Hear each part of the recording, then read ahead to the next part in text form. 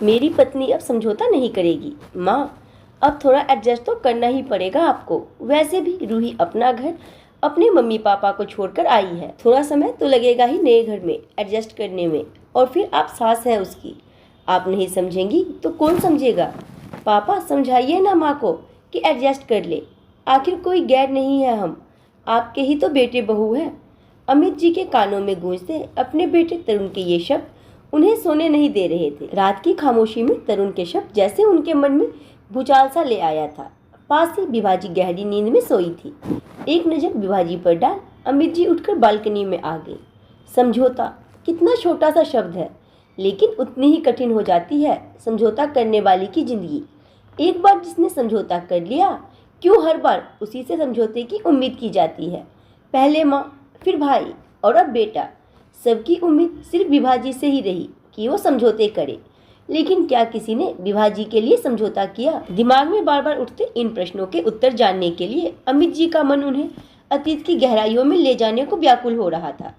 नई बहू आ गई का शोर मच रहा था। लाल सुर्ख जोड़े में नवजीवन के हजारों सपने सजाए आज विभाजी अपने पति अमित जी के साथ अपने ससुराल की चौखट पर खड़ी थी। नंदे और रिश्तों की भाभियों ने हंसी मजाक करती, गीत गाती हुई नववर वधू को गृह प्रवेश करवाया। मंदिर में छोटी सी पूजा के बाद मुंह दिखाई की रस्म शुरू कर दी।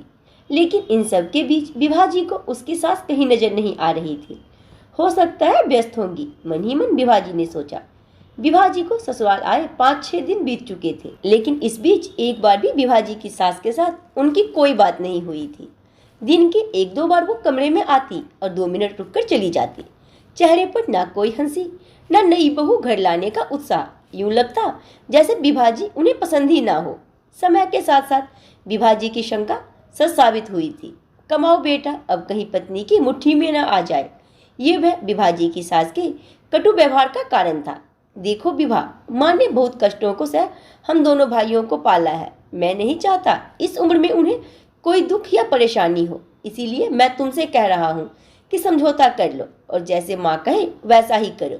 आखिर इस घर की बड़ी बहू हो तुम। जितनी आसानी से अमित जी ने ये बात विभाजी को कह दी, उतनी ही मन से विभाजी ने बात मान भी लिया और समझौता कर लिया।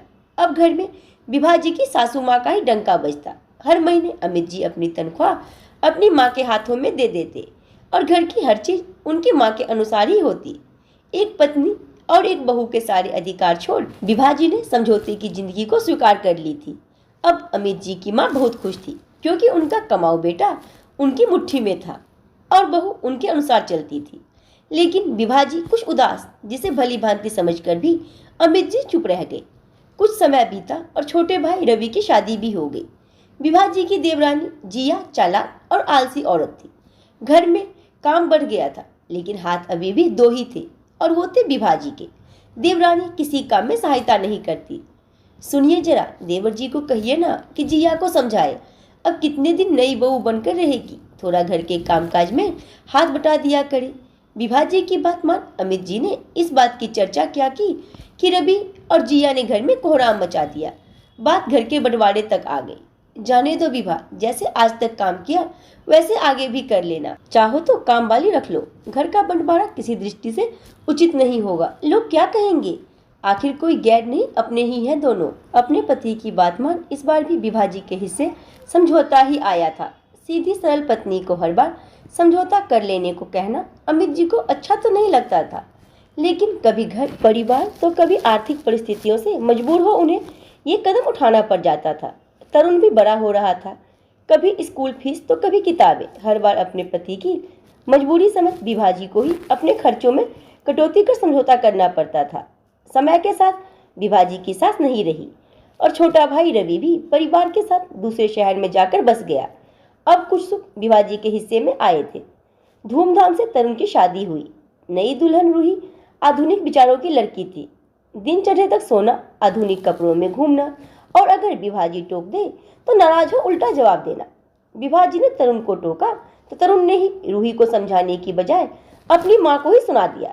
बेटा इतनी जल्दी बदल जाएगा ये अमित जी ने नहीं सोचा था, लेकिन सही भी था।